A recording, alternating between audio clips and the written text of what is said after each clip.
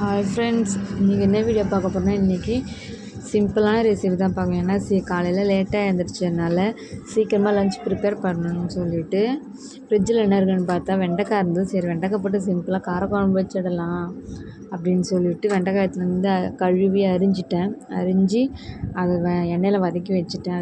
அதுக்கப்புறம் கடாயில் எண்ணெய் ஊற்றி கடுகு போட்டுட்டு வெங்காயம் கருவேப்பிலை தக்காளிலாம் போட்டு நல்லா வதக்கிட்டேன். வதக்கினதுக்கப்புறம் வதக்கி வச்ச வெண்டைக்காவும் போட்டு நல்லா வதக்கி விட்டுட்டேன். அதுக்கப்புறம் நான் மல்லித்தூள் ஆட் பண்ணுவேன், நல்லாயிருக்கும்.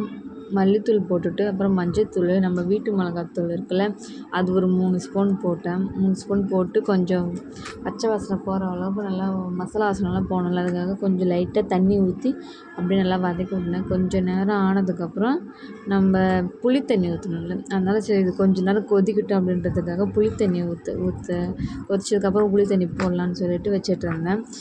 புளி தண்ணி போட்டதுக்கப்புறம் நல்லா கிண்டி விட்டு மூடி போட்டு கொஞ்ச நேரம் மூட வச்சுட்டு இறக்கிட்டேன். நல்லா சூப்பராக இருக்குது. அப்புறம் இன்றைக்கி சொரக்காய் பொரியல் தான் பண்ண போகிறேன்.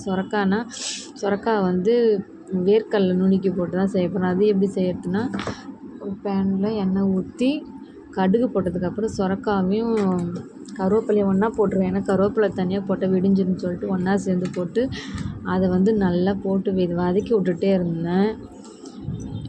ஏன்னா இந்த பேன் கொஞ்சம் அடி பிடிக்கும் அப்படின்றதுக்காக கொஞ்சம் நல்லா வதக்கி விட்டுட்டே இருந்தேன். வதக்கி விட்டதுக்கப்புறம் உப்பு போட்டேன். வதக்கி விட்டதுக்கப்புறம் உப்பு போட்டு இன்னும் கொஞ்சம் நேரம் வதக்குன்னு சொல்லிட்டு கொஞ்சம் நேரம் வெயிட் பண்ணிவிட்டு மூடி போட்டு கொஞ்சம் நேரம் மூடி வச்சுருந்தேன்.